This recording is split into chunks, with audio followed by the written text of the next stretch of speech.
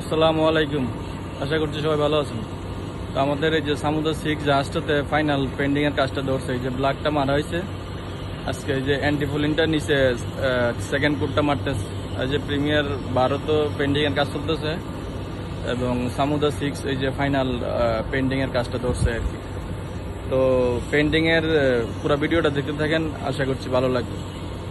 আল্লাহ হাফেজ।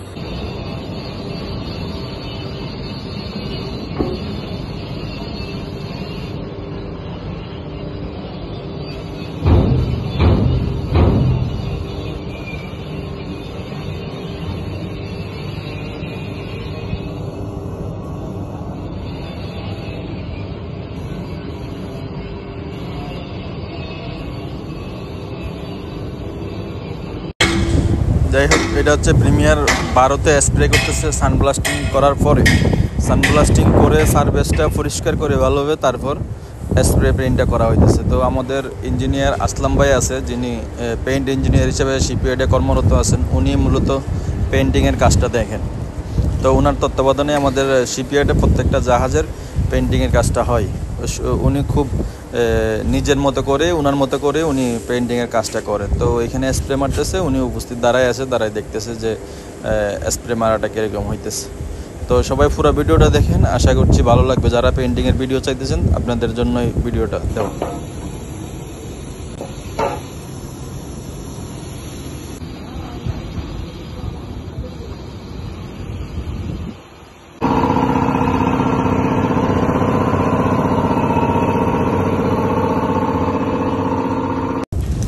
তো প্রিমিয়ার শেষ করে চলে আসছে। স্প্রে পেইন্টার হচ্ছে সামুদ্রাতে অ্যান্টিফোলিনটা ইউজ করতেছে।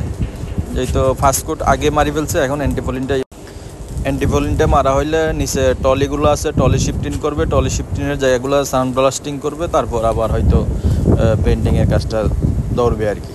তো অ্যান্টিফোলিনটা ওই জন্যই ইউজ করতেছে, টলিটা দ্রুত শিফটিং করা লাগতো। অ্যান্টিফোলিন নিয়ে একটা প্রচলিত আছে যে অ্যান্টিফোলিন কেন মারি ফেলতেছেন, অ্যান্টিফোলিনের কালার তো তাহলে 24 ঘন্টায় জাহাজটা তো পানিতে নামাইতে হবে। তো অ্যান্টিফোলিনের বিষয়টা মূলত আগে ছিল, বর্তমান প্রযুক্তির জমানায় এখন আর ওইটা নাই। আগে হয়তো জাহাজ নামানোর 24 ঘন্টা আগেই অ্যান্টিফোলিনটা ইউজ করা লাগতো, যে 24 ঘন্টার ভিতরে জাহাজ পানিতে না নামাইলে পেইন্টটা নষ্ট হয়ে যেত। তো আপডেট প্রযুক্তি সারা বিশ্বে অনেক দূর এগিয়ে গেছে। তো পেইন্টেও সেই পরিবর্তন চলে আসছে।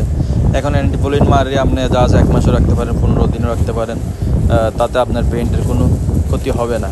তো ওই সুবাদে এখন অ্যান্টিফোলিনটা শুরু থেকেই জাহাজ নামানোর 4-5 দিন আগে থেকে মারা শুরু করে আর কি জাহাজে। তাই অ্যান্টিফোলিন নিয়ে আর ভয়ের কোনো কিছু নেই। আশা করছি অ্যান্টিফোলিনের বিষয়টা বুঝতে পারছেন। অনেকে আবার প্রশ্ন করবেন যে অ্যান্টিফোলিন কেন মারতেছেন এত আগে, ওই জন্য বিস্তারিত খুলে বললাম। তো যাই হোক, জাহাজের তলা আমরা যেটা বলি জাহাজের নিচে আন্ডার ওয়াটার নিচে, জাহাজের নিচে স্প্রেটা করতেছে, উপর দিকে মারতেছে এবং নিচে চারিদিকে একদিকের থেকে শেষ করে যাইতেছে এই অবস্থা। তো এটা হচ্ছে ব্ল্যাক কালারটা। আমাদের কোম্পানির জাহাজগুলোতে অ্যান্টিফোলিন ব্ল্যাক, লাইট গ্রে এবং লাল সবুজের যে চিহ্নটা আসে, লাল সবুজের যে পতাকাটা আসে, তো মিডল পয়েন্টে থাকে ব্ল্যাক, উপরে থাকে হচ্ছে গ্রে, নিচে হচ্ছে অ্যান্টিফোলিন। তো আমাদের ইঞ্জিনিয়ার আসলাম সাহেব আছে, উনি দেখতেছে আর ওরা স্প্রে করতেছে। যেহেতু আমি এই বিষয়ে অভিজ্ঞ না, তো আমি যেহেতু ফেব্রিকেশনের কাজটা দেখি, ওয়েল্ডিং, কাটিং, ফিটিংয়ের কাজটা দেখি, তো পেইন্টিংয়ের কাজটা মূলত আসলাম। তো আপনারা পেইন্টিংয়ের বিষয়ে বা কোনো বিষয়ে জাহাজ মেরামতের কাজ নিয়ে জাহাজের যে কোনো ধরনের কাজ নিয়ে আমাদের ডেল্টা শিপইয়ার্ড লিমিটেড ইউনিট 2-তে যোগাযোগ করতে পারেন। এখানে আসতে পারেন, সুদক্ষ কারিগরের দ্বারা যত্ন সহকারে সব কাজ করা হয়। তো আরেকটা কথা বলতে ভুলে গেছি, আজকে যেহেতু ফাইনাল পেইন্ট করতেছে, গতকালকে কিন্তু পুরো জাহাজটা ওয়াটার ওয়াশ করা হয়েছে, মানে পানি দিয়ে পুরো জাহাজটাকে ওয়াশ করা হয়েছে। তারপরও সারফেস যেন না থাকে, সেই জন্য এই যে সাথে সাথে ঝাড়ু দিয়ে বালিগুলো একদম সরাই দেওয়া হচ্ছে, যেন কোনো ধরনের সারফেস না থাকে, ক্লিয়ার হয়ে। তো সবাই পুরো ভিডিওটা দেখবেন, দেখলে হয়তো ভালো লাগতে পারে।